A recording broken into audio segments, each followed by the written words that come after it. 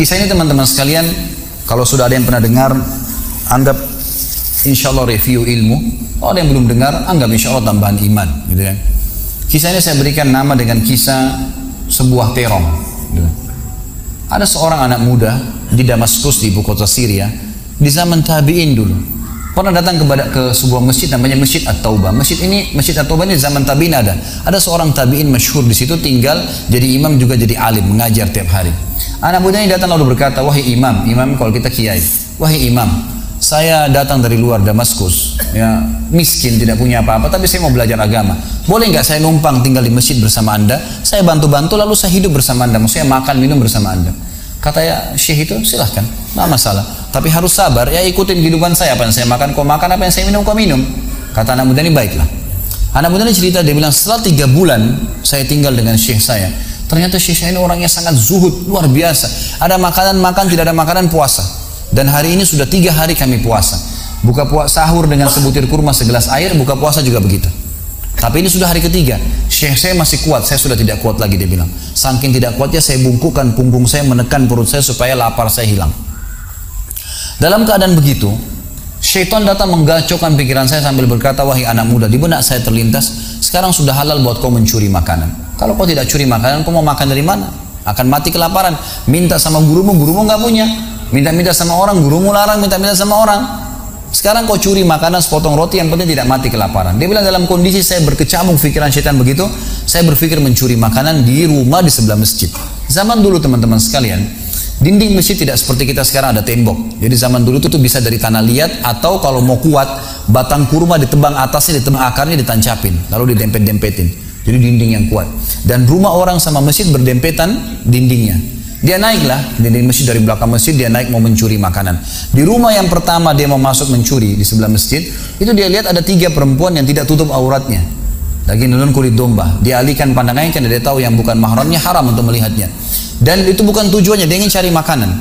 Dia pindah ke rumah kedua.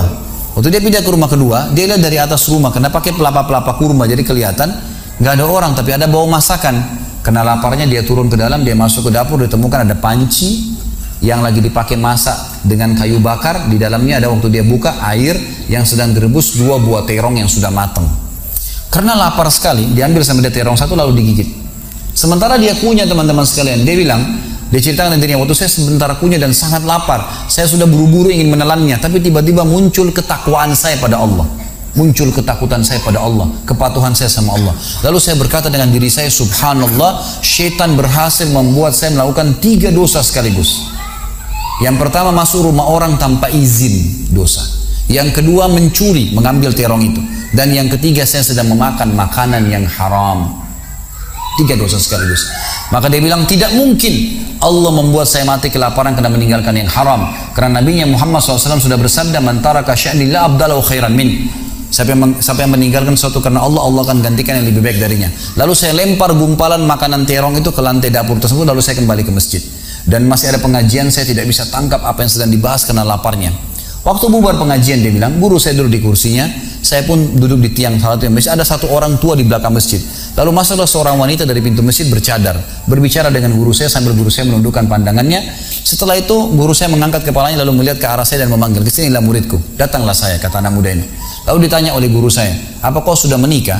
Dijawab oleh muridnya, belum. Lalu ditanya 2 kali, apa kau ingin menikah? Dia tidak jawab. Apa kau ingin menikah? Tidak jawab. Sampai 3 kali, apa kau ingin menikah? Dia tidak jawab. Lalu kata anak muda ini, wahai imam, wahai syekh, ya guru saya setelah Allah subhanahu wa ta'ala, hidup saya bergantung pada anda. Apa yang anda makan, saya makan. Apa yang anda minum, saya minum. Sekarang sudah 3 hari kita punya makanan dan minuman, puasa. Dan saya sangat lapar. Kalau saya nikah, saya mau beri makan dari mana istri saya? Lalu kata syekhnya, ini perempuan di sebelah saya yang bercadar, baru selesai masa iddah meninggal suaminya, 4 bulan 10 hari. Dan dia ditinggalkan harta yang cukup, dia masih muda, dia takut fitnah. Dia ingin saya carikan jodoh, saya anggap kamu cocok, kamu mau? Dia bilang iya. Tanya perempuan, kamu mau? Dia bilang iya. Syekhnya keluarin kendi dari kamar, dikasihkan jadi mahar, panggil walinya perempuan, panggil 2 saksi, kalimat akad, selesai. Hitungan menit nih. Lalu kata syekhnya, pulanglah ke rumah istrimu. Saatnya sekarang kamu pulang, udah. Nanti kalau mau sholat, mau ibadah, silakan datang ke masjid. Sudah nggak perlu lagi numpang di masjid gitu. Pulanglah dia sama istrinya. Dia ceritain, dia maksud saya jalan sama istri saya masih malu-malu, baru nikah. Dan ini kan memang hitungan menit nih, ya. Dia baru tadi kelaparan, tiba-tiba sekarang sudah nikah gitu. Dia bilang saya jalan. keluar dari masjid, lewat di rumah pertama yang dia tadi manjat mencuri, mau mencuri, dilewatin sama istrinya. Begitu masuk, tiba di depan pintu rumah kedua yang dia manjat, gitu kan, istrinya berhenti, buka pintu rumah lalu berkata, masuklah suamiku, ini rumah kita. Rumah yang tadi dia mencuri nih. Maka dia pun bilang, saya masuk ke ruang tamu, saya melihat di atas, ini benar rumah tadi yang saya masuk mencuri. Istrinya bilang, wahai suamiku, tadi saya dengar Anda sudah 3 hari nggak makan, mau makan? Dia bilang, iya. Istrinya masuk ke dapur, ditemukan apa? Panci terbuka, terong yang sudah digigit. Ini kisah nyatanya. Tiba-tiba perempuan ini bilang, siapa yang makan terong saya? Spontan, gitu. Teriak gitu kan. Pada saat dia teriak, maka si laki-laki ini mengucapkan kalimat begini. Ini dari saksi bahasan kita. Dia mengatakan, kesinilah istriku. Demi Allah begini ceritanya. Kronologisnya, saya manjat, saya turun, saya lapar, saya makan. Dan demi Allah sebelum saya telan, karena saya takut sama Allah, saya lempar ke dapur, ke lantai dapurmu dan belum kering tuh. Gitu kan. Maka perempuan ini mengucapkan kalimat, saya berharap semua muslimah di belakang sana juga punya iman seperti ini.